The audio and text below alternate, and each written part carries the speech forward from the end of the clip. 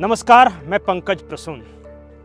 दोस्तों, पाकिस्तान में हिंदू महिलाओं का अपहरण होता है, हम खूब शोर करते हैं। वहाँ सिखों के साथ कुछ गलत हो जाए, ईसाइयों के साथ कुछ गलत हो जाए, अहमदिया के साथ कुछ गलत हो जाए तो ऐसा लगता है कि पाकिस्तान रोग स्टेट है और हम भारतवासी बहुत अच्छे हैं। लेकिन इसी देश में एक राज्य ऐसा है जहाँ धड़ल्ले से हिंदू महिलाओं का अपहरण होता है, आदिवासी बच्चियों का अपहरण होता है, कहीं कोई खबर नहीं बनती।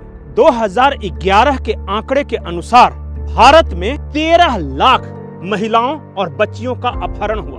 वो कहां गए, उनका क्या हुआ, किसी को नहीं पता, सब और खामोश। अब मैं एक राज्य के बारे में बताता हूं। उस राज्य में जब देश आजाद हुआ तो आदिवासियों की जनसंख्या थी 31%, 31। आज उसी राज्य में आदिवासियों की जनसंख्या 25 से 26% है, 5-7% धड़ाम से नीचे। एक ऐसा राज्य जहां 1947 में मुसलमानों की आबादी 9% थी, आज अचानक 15 से 16% के बीच है। जादू हुआ है उस राज्य में। वो जादू क्या है वो मैं बताऊंगा, वो राज्य कौन सा है वो बताऊंगा, और ये जादू होता कैसे है, बड़ा दिलचस्प है जानना। हम आपको बताएंगे, लेकिन उससे पहले आप हमारे चैनल को सब्सक्राइब कर लें, इस वीडियो को लाइक कर लें। धर्म का परिवर्तन हो रहा है, हम लोग को दिक्कत बुझा रहा है। ये ईसाई धर्म के समुदाय लोग आए थे, लोग 4-5 तो जो है इस पहाड़ में हैं, वो लोग जो है बहुत माने बहका फुसलाते हैं। 1901 में आदिवासी का पॉपुलेशन 35% था और मुसलमानों का पॉपुलेशन 9%। आज 2022 में आदिवासी का पॉपुलेशन 24% है और मुसलमानों का पॉपुलेशन 35% है। दोस्तों, जिस राज्य की मैं बात कर रहा हूं वो राज्य है झारखंड। झारखंड में एक अजीब घटना हुई है। जब यहां बीजेपी की सरकार गई और मुख्यमंत्री हेमंत सोरेन सरकार में आए तो क्रिश्चियन के एक बड़े पादरी ने एक बड़ी मार्के की बात कही। उन्होंने कहा कि इस सरकार का आना हमारे लिए क्रिसमस गिफ्ट है। और वो क्रिसमस गिफ्ट क्यों है वो मैं बताता हूं। भारतीय जनता पार्टी के सांसद हैं निशिकांत दुबे। वो लोकसभा में आंकड़े के साथ समझाते हैं कि क्या क्या हुआ और ये क्रिसमस गिफ्ट है क्या। आप पहले निशिकांत दुबे को सुनिए, उसके बाद हम आगे की कहानी कहेंगे। दूसरा जो मेरा प्रश्न है सर मंत्री महोदय से, कि मैं जिस इलाके से आता हूं, आज ही अखबार में आया है, मैं लगातार ये बातें कह रहा हूं कि मेरे इलाके में 1901 में आदिवासी का पॉपुलेशन 35% था और मुसलमानों का पॉपुलेशन 9% था। आज 2022 में आदिवासी का पॉपुलेशन 24% है और मुसलमानों का पॉपुलेशन 35% है। ये मैं पूरे देश में समझने के लिए कह रहा हूं। मुझे हिंदू मुसलमान आदिवासी से लेना देना नहीं है। मेरा मंत्री महोदय से आग्रह है कि जो आज का कानून कहता है कि यदि आप इस तरह से धर्म परिवर्तन करेंगे, यदि किसी इलाके की डेमोग्राफी बदलेगी तो उसके रिजर्वेशन के ऊपर आपने कभी सोचा है? क्योंकि इस कारण से हमारे यहां डिलिमिटेशन नहीं हुआ है। पूरे देश भर में, पूरे सभी जगह, पूरे देश में डिलिमिटेशन हो गया, झारखंड में नहीं हुआ क्योंकि उसकी एक आदिवासी की सीट लोकसभा की और 3 आदिवासी की सीट विधानसभा की घट रही है। निशिकांत दुबे को आपने सुना, वो बताते हैं कि कैसे साहेबगंज हो, गोड्डा हो, पाकुड़ है, इस इलाके में धड़ल्ले से आदिवासी बच्चियों को उठा लिया जाता है, उनसे जबरदस्ती शादी कर ली जाती है, धर्म परिवर्तन का दबाव बनाया जाता है। और आपको शायद इस बात का यकीन नहीं होगा कि इस देश में लव जिहाद के मामले में पहली सजा झारखंड में हुई है, और वो मामला था तारा शाहदेव प्रकरण। आप में से शायद बहुत सारे लोगों ने सुना होगा, कुछ लोगों ने नहीं सुना होगा। लव जिहाद के मामले में झारखंड के कोर्ट ने उम्र कैद की सजा सुनाई थी और पहली बार सजा का ऐलान हुआ है लव जिहाद के किसी केस में। ऐतिहासिक घटना थी, लेकिन फिर भी कुछ लोग मानने को तैयार नहीं कि लव जिहाद होता है। एक रूबिका पहाड़िया नाम की लड़की थी झारखंड में, उसके शरीर को 72 टुकड़ों में काट दिया गया। वजह, क्योंकि किसी बांग्लादेशी का दिल उस पे आ गया था और वो रूबिका पहाड़िया से शादी करना चाहता था। उसने इनकार किया तो काट डाली गई। एक नहीं, 72 टुकड़े। अंकिता की कहानी आप सबने सुनी होगी। किसी लोफर शाहरुख के चक्कर में आने से उसने मना कर दिया। वो बार बार प्रपोज करता था, अंकिता ने मना कर दिया। अपनी दादी के साथ सोई हुई थी अपने घर में, उसने पेट्रोल डालकर जिंदा जला दिया। पर देश के लोगों को शायद फर्क नहीं पड़ता। झारखंड में एक शब्द है बियरर चेक।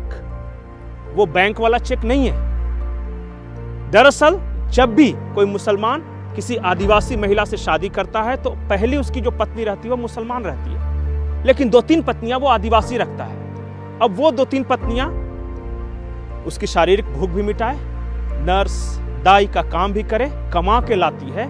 इसीलिए मुस्लिम आबादी में इन महिलाओं को बियरर चेक कहा जाता है। एक एक शख्स ने 3-3, 4-4 शादियां कर रखी है, एक पत्नी मुसलमान, बाकी 3-4 आदिवासी। वो बियरर चेक भंजाया जा रहा है। और ऐसा नहीं कि बहुत दूर दराज के इलाकों में हो रहा है, रांची के आसपास सटे इलाकों में देख लीजिए। मैं उदाहरण के साथ बताता हूं। राजधानी रांची से सटा हुआ एक इलाका है नया सराय, और नया सराय में एक पंचायत है टुंडुल।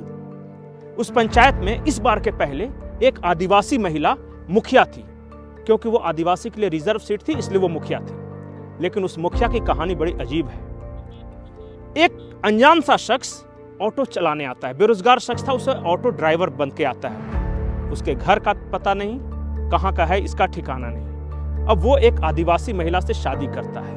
आदिवासी महिला के जमीन का मालिक ये अशरफ। अब चूंकि एसटी रिजर्व सीट है तो अशरफ ने अपनी पत्नी जो आदिवासी है उसको खड़ा किया। वो पत्नी इसलिए चुनाव जीती कि कुछ आदिवासी वोट और बाकी मुसलमानों ने उसे वोट दिया, और वो लगातार 2-3 बार जीतती रही। और इस तरह कई केसेस हैं। पिछले जब पंचायत चुनाव हुए झारखंड में तो ऐसा कहा गया कि बांग्लादेशियों ने कुछ महिलाओं से यहाँ लोकल से शादी करके उन्हें चुनाव लड़वाया और वो सत्ता के करीब पहुंच गए। ये भी एक एक्सपेरिमेंट है, ये भी एक जादू है। लेकिन अगर सिर्फ मैं बोलूं और कोई सबूत नहीं दूं तो ये नाइंसाफी होगी। साहिबगंज में पिछले कुछ दिनों पहले एक शख्स पुलिस थाने पहुंचता है। उसने कहा कि मुझे अब मेरे परिवार को धमकी दी जा रही है कि अगर मैं ईसाई नहीं बना तो पूरे परिवार को खत्म कर दिया जाएगा। उस शख्स ने क्या कहा आप स्वयं उसी की जुबान से सुनिए। प्रशासन से मांग यही कर रहा हूँ कि मैं अपने धर्म में, जो हिंदू धर्म जो चला रहा है सनातन धर्म, मैं इसी को ही मैंने आगे की ओर अपने जीवन, मेरे पिताजी जहाँ तक लेकर आए उसका फिर अपना उनका पुत्र अपने जीवन भर में अपना किसी को धर्म परिवर्तन देखते मैंने बर्दाश्त नहीं कर सकता हूँ। मैं प्रशासन से यही मांग करता हूँ कि मैंने इसे हम लोग को जो है रोके, हमको सहयोग करे। कौन लोग आए थे? ये लोग ईसाई धर्म के समुदाय लोग आए थे। लोग 4-5 तो जो है इस पहाड़ में है, वो लोग जो है बहुत बहका फुसलाते हैं। मैंने आपको इस धर्म में जो है किसी प्रकार का आपको पूजा पाठ नहीं करना है। तो लोग शिकायत कर रहे हैं, हमारे पास आंकड़े हैं, बच्चियों के अपहरण की, उनकी हत्या का सबूत है। बाज़ाब्ता एक मामले में कोर्ट का आदेश है कि कैसे उम्र कैद की सजा दी गई। लेकिन कुछ लोग शुतुरमुर्ग हैं, आंखें बंद कर बैठे हैं। उन्हें यकीन ही नहीं कि समाज में ऐसा हो रहा है। उन्हें लगता है सब और चंगा सी। अब इस राज्य में जो झारखंड है, यहाँ धर्मांतरण विरोधी कानून भी है। जब रघुवर दास मुख्यमंत्री बने थे तो उन्होंने धर्मांतरण विरोधी कानून लाया था कि आपको कम से कम अगर आप धर्म परिवर्तन करना चाहते हैं तो किसी अथॉरिटी से, जिले के डीसी से परमिशन लेना पड़ेगा। लेकिन आज उस धर्मांतरण कानून की धज्जियां उड़ के रखी है। जब बीजेपी की यहां सरकार थी तो उसने कहा कि आदिवासियों के संरक्षण के लिए जरूरी है कि उनका जो पूजा स्थल है, जिसे स्थानीय भाषा में सरना मसना वगैरह बोलते हैं, उनका कम से कम एक बाउंड्री वॉल दिया जाए, उनको संरक्षित किया जाए।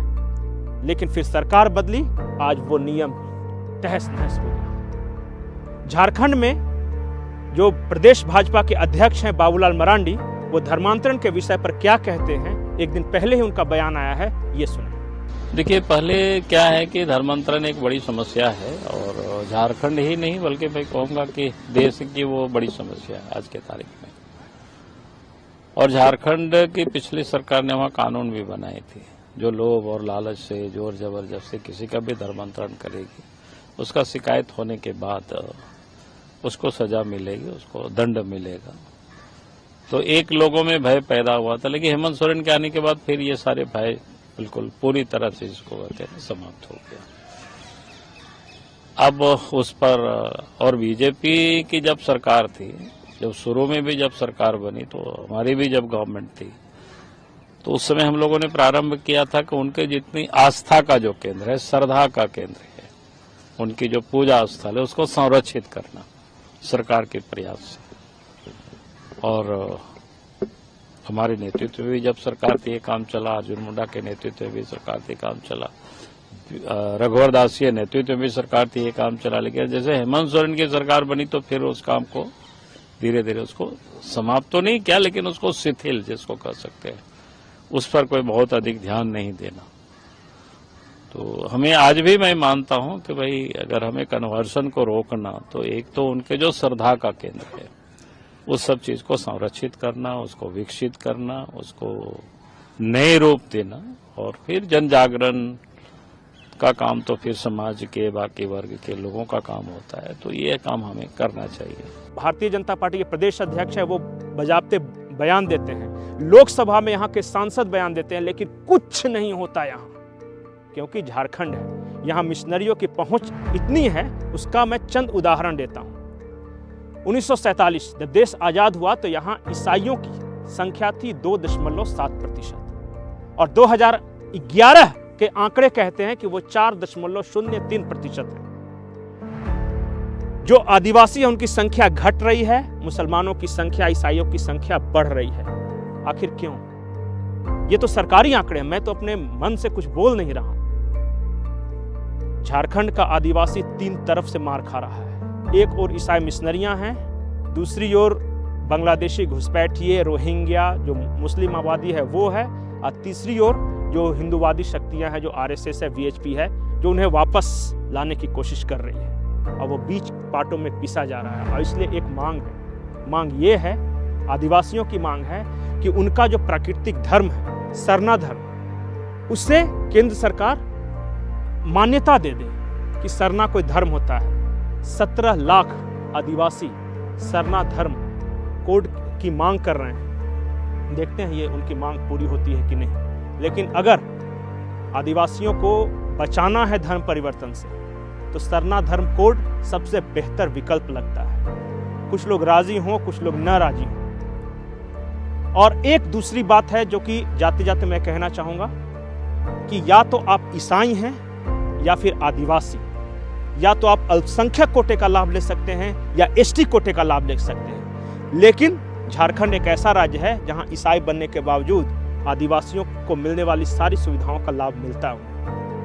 कई लोग डीलिस्टिंग की मांग कर रहे हैं, मतलब कि जिसने अपना धर्म बदल लिया, जो अल्पसंख्यक में आ गया, जो क्रिश्चियनिटी जिसने अपना ली, वो अब एससी एसटी में नहीं रह सकता, उनको डीलिस्ट किया जाए।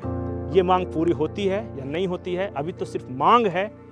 किसी भी सरकार ने इस पर अब तक कोई सकारात्मक रुख नहीं अपनाया है। नमस्कार।